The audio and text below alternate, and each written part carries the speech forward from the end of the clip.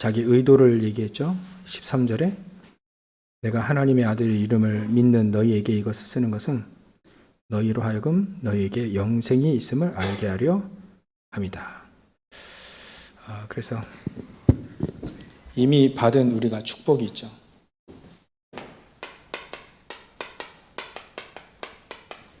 이미 받은 축복이 생명입니다. 이미 우리가 받은 축복이 생명이고요. 예수 생명이 있다는 것, 생명이 있다는 것 자체는 너무나도 큰 놀라운 축복이죠. 그래서 이 생명은 돈으로도 살 수 없고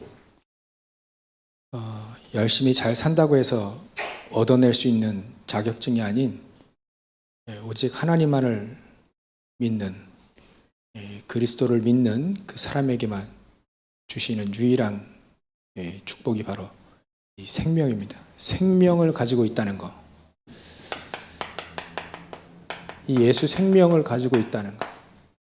영원한 생명이죠. 영생이라고도 하고요.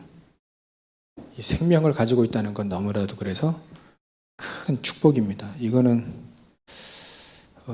우리가 표현할 수 없을 만큼 큰 거죠. 그 어떤 것도 비교할 수 없는 큰 겁니다. 그래서 이 생명 가진 자만이 로마서 12장에 1절, 2절이 나와 있죠. 하나님이 기뻐하시는 산제사를 드릴 수 있다. 꼭 2부 예배 때 나오신 여러분들 좀 산제사 드리는 느낌이 납니다.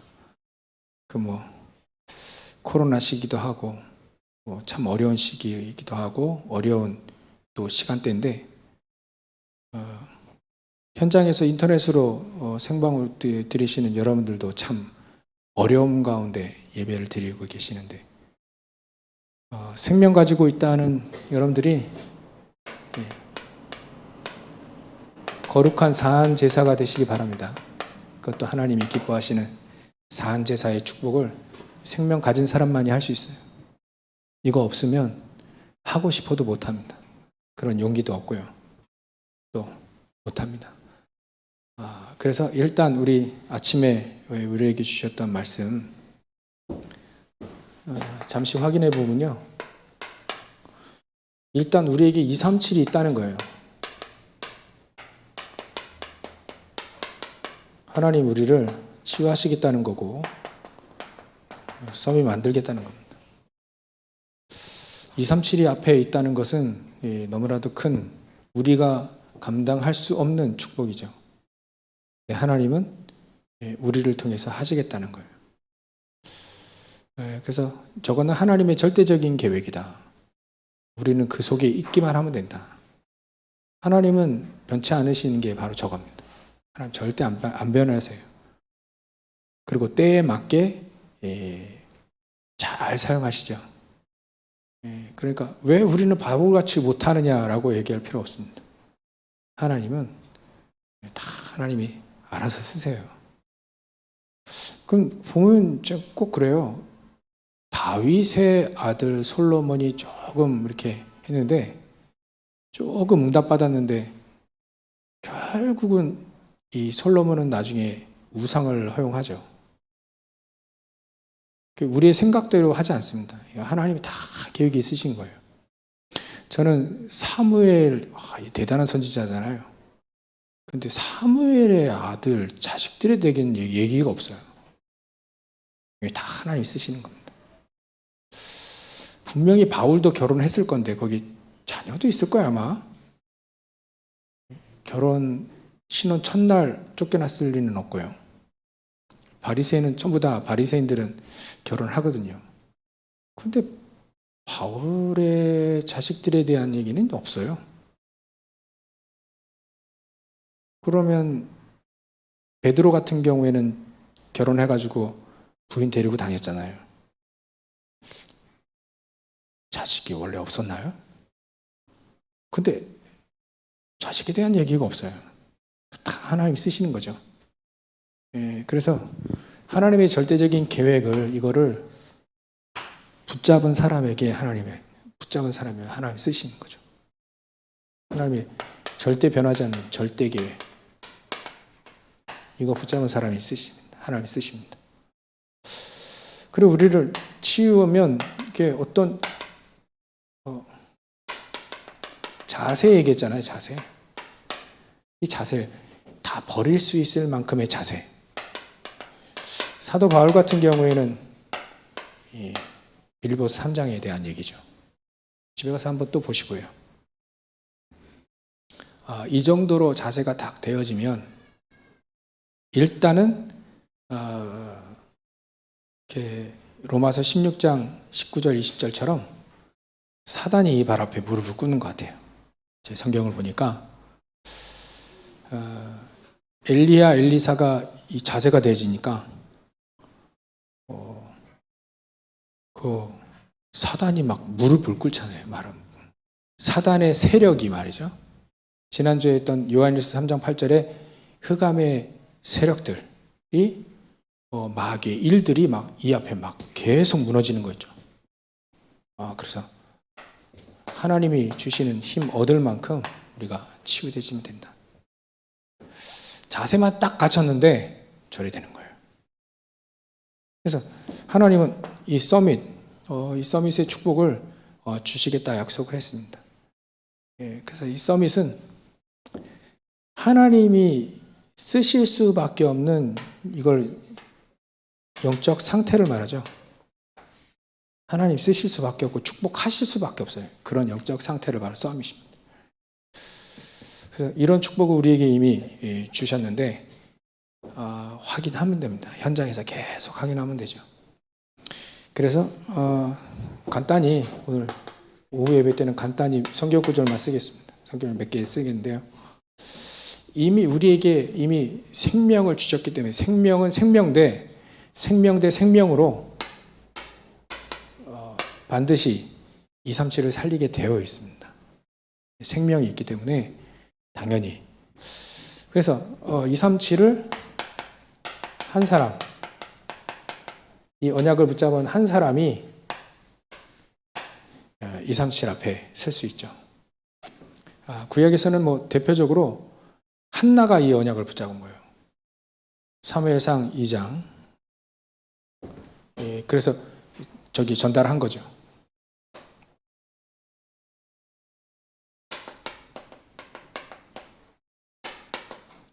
그래서 사무엘 9장 9절부터 11절 한나가 이 언약을 붙잡은 겁니다. 나실인의 언약. 그래서 이 언약을 붙잡았는데 하나님은 이 언약을 누구에게 전달했냐면 사무엘에게 전달했습니다. 그것이 바로 사무엘상 2장 1절부터 10절이죠.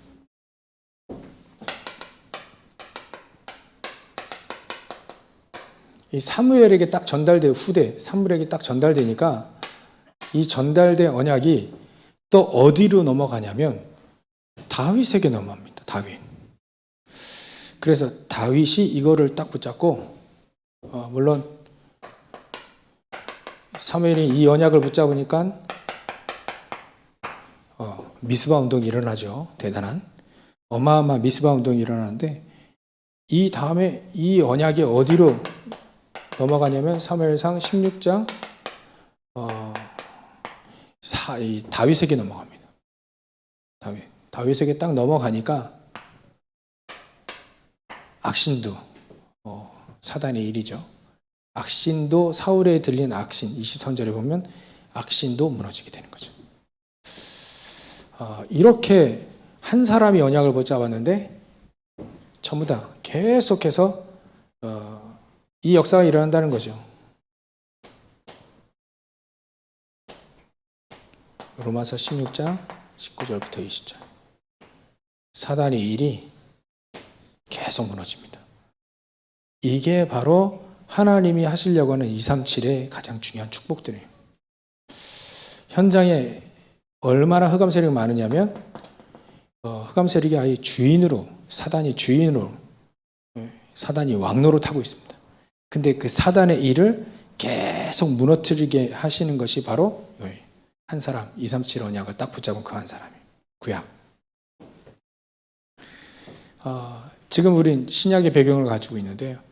이거를 언약을 붙잡고 딱 우리가 얘기하는 사도행전 1장 1절 8절 이 언약을 붙잡고 이분들이 기도를 하기 시작합니다.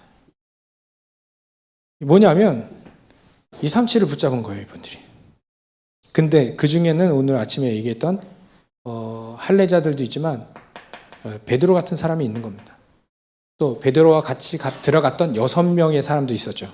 그 사람도 이거 있었어요. 237이 있었습니다, 그들에게. 이 언약을 하나 딱 붙잡았는데 이 언약이 누구에게 전달되었냐면 사도행전 13장 1절부터 4절 바울에게 딱 전달됩니다. 이 사람이 무슨 언약을 붙잡고 선교사로 파송하냐면 우리가 잘 알고 있는 사도행전 9장 15절이에요. 하나님 쓰시기에 너무 좋죠. 이것 딱 그냥 붙잡은 겁니다. 하나님이 정말 237을 복음화 하려고 하는 절대적인 계획을 갖고 있는데 거기에 이방인과 임금들과 흩어져 있는 유대인들 이 사람들 전부 다 살리려고 그 언약을 딱 붙잡고 있는 사람이 있어요. 요 사람을 하나님은 쓰시는 거죠. 선교사로 파송해서. 그래서 우리는요. 요 한 사람이 계속해서 로마서 16장의 사람들을 만들어내고 찾아내고 말이죠. 현장에서 막 찾아냅니다. 이 한 사람이. 하나님이 바울 쓰시기에 좋아요. 바울을.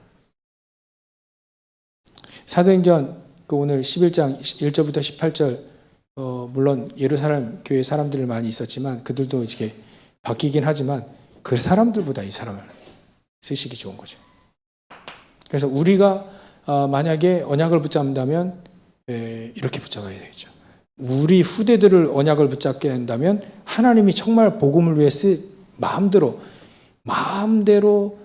너무 잘 쓸 수 있는 후대들이 일어나기를 기도하면 되죠. 우리가 외국어 못하잖아요. 잘 못하요. 그러면 우리 후대들이 일어나서 할 수 있도록 기도하면 됩니다. 언약 붙잡고 기도하면 됩니다. 그래서 우리에게 이미 주신 생명 가진 사람들이 간단히 얘기했는데요.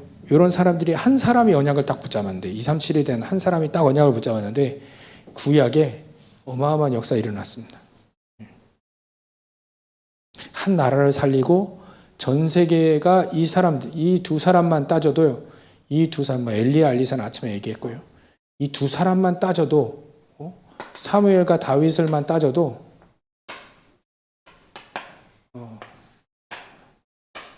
전쟁이 끝쳐지고 모든 전쟁에서 다 이겨버리는 거예요. 그 한 사람이. 전쟁에서 전부 다 이기면 어떻게 되죠? 다 이제 소문이 퍼집니다. 소문이 전부 다 퍼져요. 237에. 그게 하나님이 구약에서 하시는 237 복음화죠. 그래서 우리는 237 언약을 붙잡은 그 한 사람이 결국은 살린다. 그 한 사람이 결국은 계속 이런 사람들을 만들어낸다. 이 사람과 로마서 16장이 나와 있는 이 사람들이죠. 지금 여러분들이 지금 언약 붙잡고 예배하는 그 자체가 이 사람들 계속 만들어내고 있는 거라고 보면 됩니다. 왜냐하면 아무래도 하나님은 생명이 있다는 그 자체, 생명 가진 그 사람을 쓰시게 되어 있고요. 생명 가진 그 사람의 미래를 축복하실 수밖에 없기 때문에요. 이게 미래입니다. 생명 가지고 거룩한 산 제사 드리는 그 사람이 영적 상태가 이거니까 축복하실 수밖에 없잖아요. 미래를 축복하실 수밖에 없잖아요. 아까 렘넌트에게 얘기했는데요. 요셉과 요셉의 형들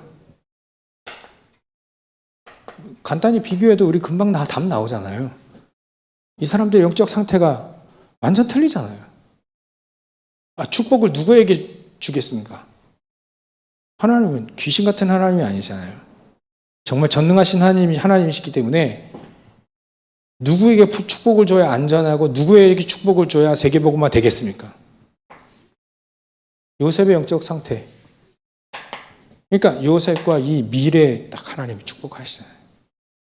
답은 금방 나온 겁니다. 그래서 우리가 생명을 가지고 있다는 건 거룩한 산제사 드릴 수 있는 건데, 생명 가지고 있다는 것은 결국은 우리가 치유된다는 거예요. 오늘 주제는 계속 이쪽으로 갑니다. 계속. 그래서 치유가 된다는 말은 다른 게 아니죠. 일단 우리가 어디에 속해 있냐. 사람들은 전부 다 사단의 노예가 되어 있어요. 전부 다. 그러다 보니까 창세기 3장, 6장, 11장, 삶은 사도행전 13장, 16장, 19장, 개인은 운명의 6가지 그대로 빠져 있습니다. 노예, 사실적인 노예가 되어 있어요. 뭐 구체적으로 보면 내 중심으로요. 정말 물질 중심으로. 돈이라 할 수 있죠. 돈 중심으로 가고요. 그 다음에 성공과 명성, 자기 이름을 내는 거. 나를 안 알아주면 뭐 복음이고 없습니다. 예전에 저도 해봤기 때문에 알아요.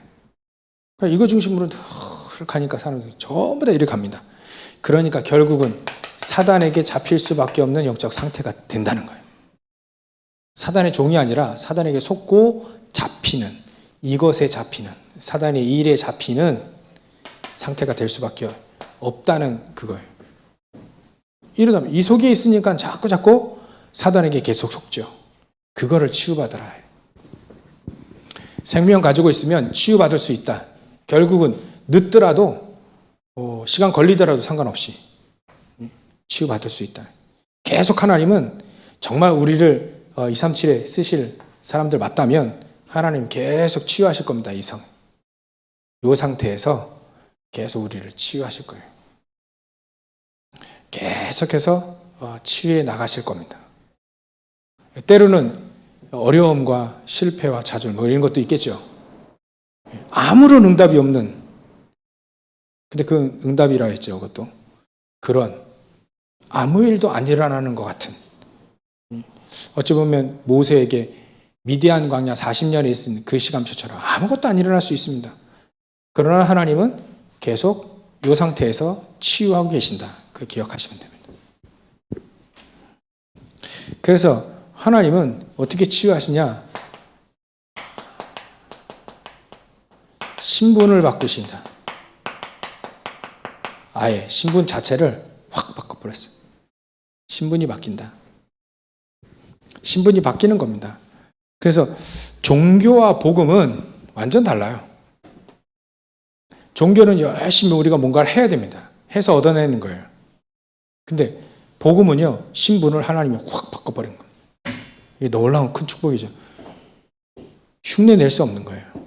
그래서 전부 다 사람들은 신분이 바뀌었다는 거, 이거를 누려야 돼요. 신분이 바뀌었다는 것을 누리는 겁니다. 신분 누린다, 신분과 권세를 누린다 이 말할 때 신분이 바뀌었음을 누리는 거예요. 우린 신분이 운명에서 여기서 벗어났다 해. 벗어났으니까 하나님 내 신분 자체가 바뀌었기 때문에 생명 누리고 흑암 세력 무너뜨릴 수 있다. 약해서 속아도 결국은 신분이 바뀌었기 때문에 우리는 예전에는 그 사단이 아버지였는데 이제는 반대로 대적이 됐고 그걸 박살낼 수 있는 권세가 우리에게 있기 때문에 그걸 누리는 겁니다. 바뀌어 있음을 누리는 거죠. 지식이 아닙니다, 이건. 지식이 아니에요. 바뀌었음을 누려야 돼요. 바뀌었음. 그래서 특별히 우리가 더 해야 될 것은 없습니다. 바뀌었음을 누려야 돼요. 우리는 바뀌었구나. 그러면 이게 옵니다. 치유됐다는 증거로 평안함이 오죠. 평안함이 점점 올 겁니다. 점점 평안해질 거예요. 그래서 평안해져야만 치유가 된다 했죠. 그래서 치유를 얘기할 때 이걸 가지고 우리가 마음과 생각, 몸, 이게 딱 하나가 되어질 때 평안해집니다. 하나가 되어질 때. 여러분, 하나 되어지는 거. 그래서 요거 하나가 되어지기 위해서 사람들은 명상하잖아요. 명상. 근데 우리는 묵상하는 겁니다. 묵상. 요게 하나 되어지는 거. 완네스입니다. 이게 가장 치유의 시작입니다. 우리 마음과 생각과 육신이 하나 딱 되어지는 거예요. 근데 이거부터도 안 되잖아요. 마음과 생각이 따로 놀아. 마음은 원이로되 육신이 약하고, 마음은 저게 사로잡혔는데 자꾸 생각은 다른 거 하고, 이게 따로 논다는 거예요. 결국은 하나가 되어질 때, 하나가 되어질 때 이때 치유되어지는 겁니다. 하나 되어질 때 이게 와요. 평안함이 오면 이거 붙잡고 하나가 되어진 그 상태에서 우리가 말씀과 기도 계속 하다 보면 완벽하게 치유가 되죠. 시간이 빨리 치유된다, 늦게 치유된다, 그 차원을 좀 떠나서 하나가 되어질 때, 딱 하나가 되어질 때, 평안함이 딱 임할 때, 그때 우리는 치유받게 된다. 이게 우리가 치유를 받아야 다른 사람은 치유할 수 있습니다. 우리가 이 체험을 해봐야, 이거 우리가 평안함을 누려봐야, 하나가 되어지는 거, 이 축복을 누려봐야, 깊은 시간이라도 할 수 있잖아요. 깊은 시간이라고 할 수 있지 않습니까? 깊은 시간.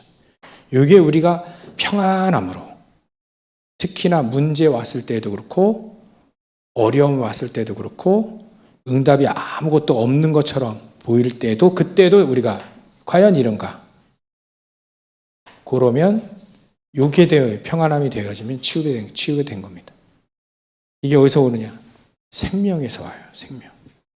예수 생명이 우리 안에 있기 때문에 이게 가능한 겁니다. 속지 마시고 승리하시고요. 그 다음에는 서밋. 간단히.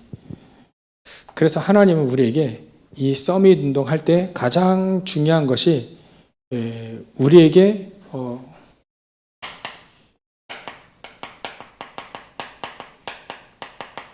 후대, 미래입니다.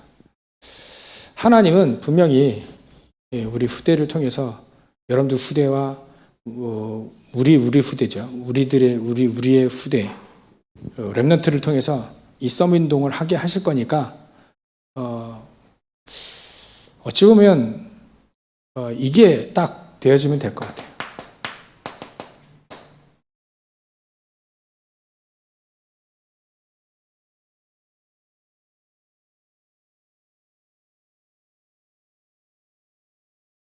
신명기 6장 4절부터 9절 이거예요. 각인만 딱 바뀌어지는, 전부 다 사람들은 이 상태에 있거든요. 형들의 상태. 여기로 딱 각인되어져 있어요. 이게 바로 노예, 광야, 이런 근성들이거든요. 이것으로 400년 동안 노예됐으니까 말 다 했죠. 지금 광야 어렵답니다. 어렵다. 없다. 어렵다. 힘들다.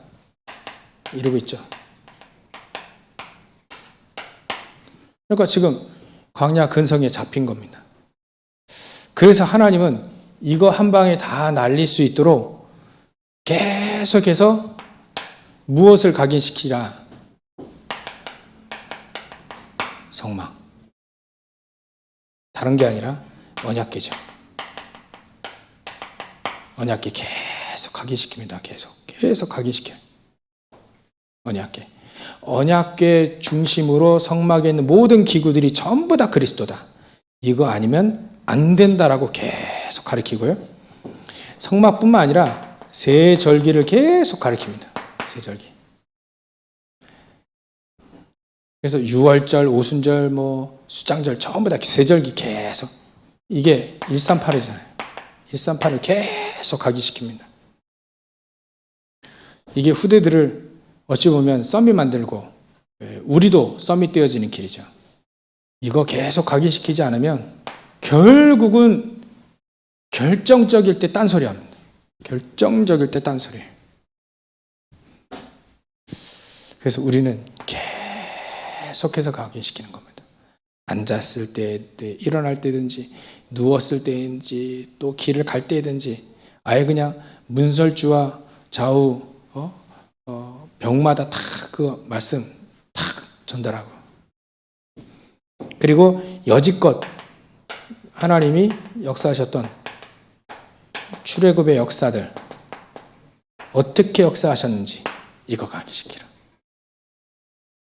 홍해 건넜고 만나로 먹였고 요단강 건너갔고 또 여리고성 무너뜨렸고 또 가나안 땅 들어가서 정복 전쟁 했다는 거예요.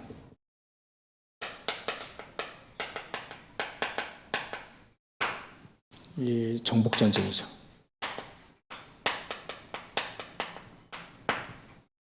이렇게 하려니까 계속 이거 각인시킨 겁니다.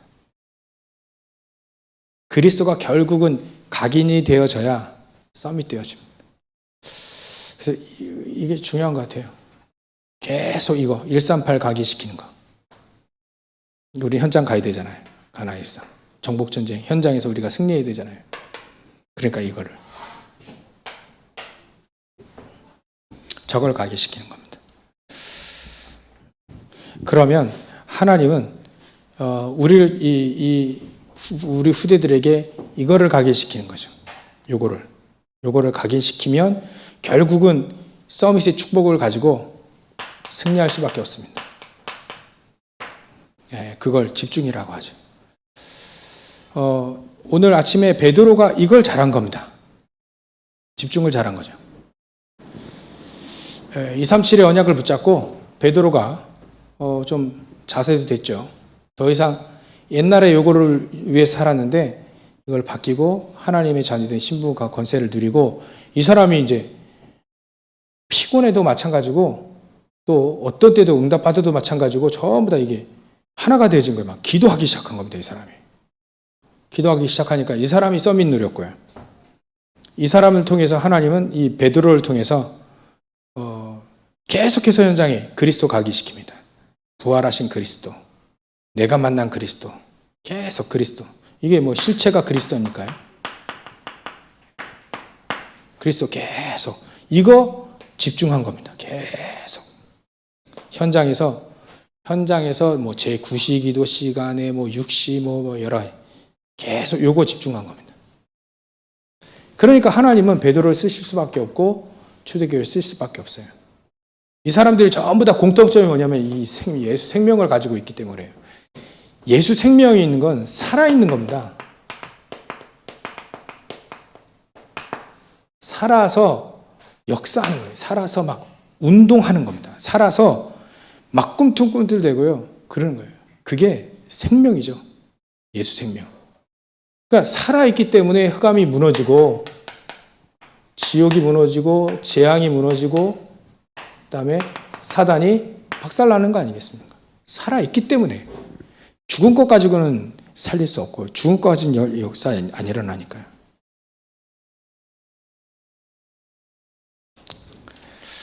그래서 결론 여러분들 다 잘 아시는 건데 결론은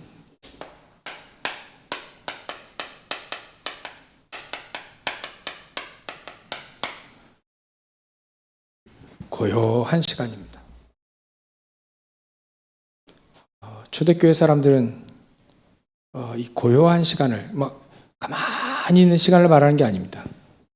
고요한 시간이죠. 하나님의 음성을 들을 수 있을 만큼의 고요한 시간. 하나님의 말씀을 제대로 이해할 수 있는 고요한 시간이죠. 근데 이거는 시간과 상관없어요. 5분이든 10분이든 상관이 없습니다. 내 영혼이 고요해지고 또 내 주위의 환경을 넘어설 수 있는 그런 고요한 시간을 말하는 거죠. 근데 이 시간이 어렵지 않은 것 같아요. 어렵지 않은 것 같습니다. 왜 어렵지 않냐면 이거 되면 되거든요. 올인. 오직이 되어지면 되거든요. 오직이. 이거 좀 약간 이상하게 표현하면요. 제가 이 장이 좀 안 좋아요. 장이 좀 안 좋은데 그래서 길 가다가도 이렇게 화장실 가고 싶으면 바로 가야 됩니다. 그럼 막 나오니까 이거 어떡합니까? 근데요. 공단 지역을 막 가고 있는데 배 아프네. 그러니까 다른 거 생각이 안 나요. 다른 거 생각이 안 나고 빨리 어디 화장실 찾아야 되는데 이게 뭐 저는 마트나 이런 데 가야 이제 화장실이 있잖아요. 편안하게. 근데 이 공장지대 조그만 공장지들이 있으니까 어떻게 할 수가 없더라고요. 그러니까 이게 막 이게 되더라 이게. 오직 그러니까 희한한 기도도 했다니까요. 하나님 이게 어디든지 내가 이거는 시간이 없어서 여기 들렸다 저기 들렸다 이 공장 갔다 저기 공장 갔다 없으면 막 이 할 시간이 없어. 막 나올 것 같아. 그러니까 하나님 제가 아무 데라든지 하나 들어갈 텐데 이렇게 비참한 꼴 안 당하게 하나님이 역사하셔서 들어가면 거기에 내 지금 화장지도 없는데 화장지까지 있게 해주십시오. 물론 화장실도 열려 있고 그것까지 기도하더라니까요. 들어간 겁니다. 제가 딱 들어가니까 문이 열려요. 봤더니 화장실 준비되어 있어요. 참 그런 경우가 몇 번 있다니까요. 그게 너무 안 좋으니까. 좀 이상하게 좀 표현을 했지만 우리가요 절박하게 하게 만드시는 하나님의 그 의도도 있잖아요. 다 뺏은 겁니다. 예수님이 저 전도여행 갈 때 다 뺐어요. 다 뺐어요. 전대도 뺐고 지팡이 다 뺐고 옷도 다 뺐고 오직 하나님만 바라보고 가라. 그러면 거기에 다 있다. 그거예요. 이거 만드신 거죠. 오직 하나님만 다 요 시간을 요 상태로 만드는 거죠. 하나님 더 이상 뒤를 바라볼 수 없는 상태. 우리 스스로 이게 맞다면 요 시간을 만드는 겁니다. 하나님 더 이상 좌우를 바라보지 않도록. 이거예요. 사도 바울이 말한 이거. 좌우를 바라보지 않도록. 어찌 보면 여호수아에게는 여호수아 1절부터 9절이죠. 초대교회 말하면 이거죠. 초대교회로 말하면 이거예요. 오로지 기도에 힘쓰는 거예요. 이건요 조용한 시간을 말하는 게 맞지만 어찌 보면 이거예요. 더 이상 좌우를 바라보지 않고 오직 하나님만을 딱 바라볼 수밖에 없는 그 상태를 만드는 거죠. 오히려 이게 더 역사 일어나고 이게 더 힘이 있고 이게 더 확실하지 않겠습니까? 이거다 저거다 왔다 갔다 하는 것보다 저는 요즘에는 조금 이거 하나님 만드시는지 계속 만드시는지 예전에 내가 사람들 따라다녔구나 막 그런 생각도 해요. 내가 예전에 사람들 많이 따라다녔구나. 하나님은 너는 이것만 해라 이것만. 오직 하나만 붙잡으면 되지. 뭐 그렇게 사람들을 따라다니고 그러냐. 그 사람 집회 안 갖고 있다는 말은 그런 말이 아니에요. 그러니까 모르니까 제가 모르니까. 근데 요즘에는요. 그렇구나. 오직 하나님만을 딱 그것으로 충분하고 그것 딱 붙잡으면 그 안에 다 찾을 수 있는 거. 어쩌면 이 시간을 우리가 만드는 거죠. 오직에 올인하는 이 갈등도 없어요. 뭐 여기서는 뭐 갈등이 뭐 있습니까? 엘리사 같은 경우는 갈등할 소지 다 없애버렸어요. 열왕기상 29장 19절부터 21절 갈등할 수 있는 건덕지 다 없애버렸어요. 왜냐하면 자기가 농사 짓고 있는데 농기구 다 불태웠죠. 그 불태워가지고 그 소 잡아먹었죠. 다 전체 다 베풀고 없어 이제. 그리고 부모님께 인사하고 간 겁니다. 이거 뭐라고 표현해야 될까요, 우리가? 그거 아시죠? 이거 의미를 아시죠? 더 이상 핑계댈 수 없는 거를 전부 다 없애는 시간이 바로 고요한 시간입니다. 그래도 충분합니다. 그죠? 아마 충분할 겁니다. 그죠? 우리가 많이 못 누렸으니까 이렇게 표현하는데 충분합니다. 그죠? 그리스도로 충분하다고 얘기했잖아요. 사도 바울은 얘기했지 않습니까? 저 시간. 어찌 보면 엘리야가